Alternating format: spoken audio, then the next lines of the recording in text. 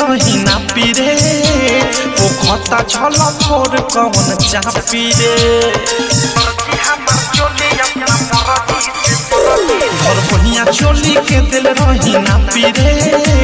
ओ खता छल फोर कौन चापी रे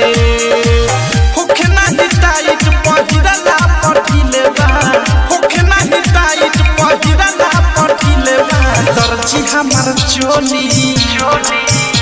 अरे दर्जी हमार चोली अपना मर्जी से सिलेबा दर्जी हमार चोली अपना मर्जी से सिलेबा दर्जी हमार चोली अपना मर्जी से सिलेबा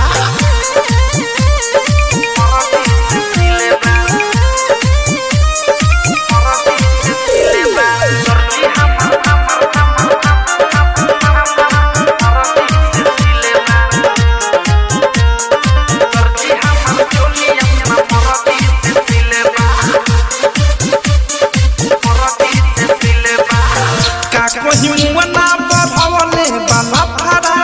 महंगा में किनले रही मखमल के कपड़ा काको हिमुना बढ़वले बाला फारा महंगा में किनले रही मखमल के कपड़ा चोलिया के पीछे बनवले ना दिलबा चोलिया के पीछे बनवले ना दिलबा दर्जी हमार चोली अरे दर्जी हमार चोली अपना मर्जी से सिलेबा दर्जी हमार चोली अपना मर्जी से सिलेबा दर्जी हमार चोली अपना मर्जी से सिलेबा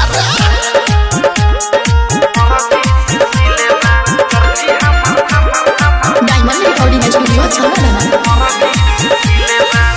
होत नहीं के फिटिंग चीटिंग कइले बाखूबे जब जब पेन हटा नी लागता नी डूबे होत नहीं के फिटिंग चीटिंग कइले बाखूबे जब जब पेन हटा नी लागता नी डूबे औध से में हुक दुख ताया खिलेबा राइटर थारू अनुराग दुख ताया खिलेबा दर्जी हमार चोली दर्जी हमार चोली अपना मर्जी से सिलेबा दर्जी हमार चोली अपना मर्जी से सिलेबा दर्जी हमार चोली अपना मर्जी से सिलेबा घर बहिया चोली के दिल रही ना पीरे हो खता छल फोर कौन चापी रे होखे नाही टाइट पहिरला पठिलेबा होखे नाही टाइट पहिरला पठिलेबा दर्जी हमार चोली अरे दर्जी हमार चोली अपना मर्जी से सिलेबा दर्जी हमार चोली अपना मर्जी से सिलेबा दर्जी हमार चोली अपना मर्जी से सिलेबा RCM म्यूजिक न्यू ऐप अभी डाउनलोड कीजिए हमारे गूगल प्ले स्टोर से और पाए भोजपुरी लोकगीतों का एक से बढ़कर एक ऑडियो वीडियो सॉन्ग बिल्कुल मुफ्त।